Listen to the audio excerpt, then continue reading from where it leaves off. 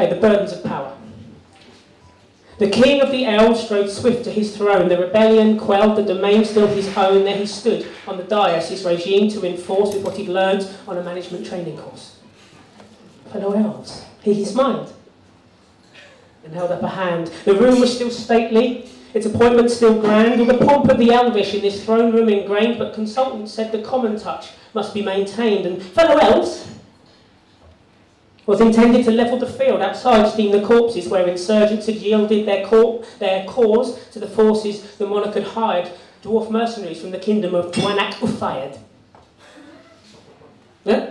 Traditionally, elves fought with the stems of fresh roses. Combatants would strike swift gladiatorial poses, their poise and their battle cries judged by triumvirate, and the one who did it nicest declared to be triumphant. This latest rebellion over pay and conditions had halted production of soft pink kitten mittens, and the king's daily quail egg depended on mittens exported, so dwarves they were slumbered and rebels were slaughtered. Now was the time to restore status quo, so the looms could start weaving, the mittens could flow, and the king took the dais, the damage to limit by the proud use of rhetoric, language with nothing in it. Fellow elves was an opener to establish credentials. The king had learnt this on a long residential, all found from tax money, free beer and free maidens, a free-for-all for pragmatism and free word association. Fellow elves, here I stand on this darkest of days. Yes, I summoned dwarves, but they'll soon go away, and I'm afraid at the time they were just necessary, because the burdens of power are onerous and heavy. Now, there's elves here amongst us, and wreckers I'd call them. We say that I and my wife, members of my quorum, sit here growing fat on the sails of these mittens made, as you know, from the guts of your children. But as was proved conclusively, I ask for no quarter, by the great elvish scientist Nils Overwater, there's simply just not enough pixie dust to go round, and your children are better off under the ground.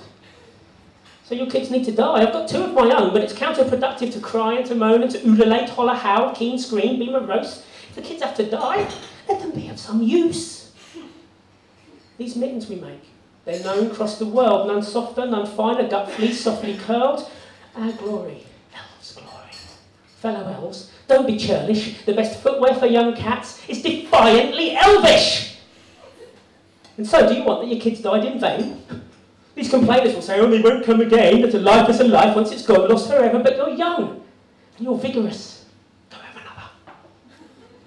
And so, that the lives and the lives of your children do not go to waste, we must still export mittens. The dwarves are our friends. To keep order, they'll stay here. As he pauses, breath held, there arises a cheer.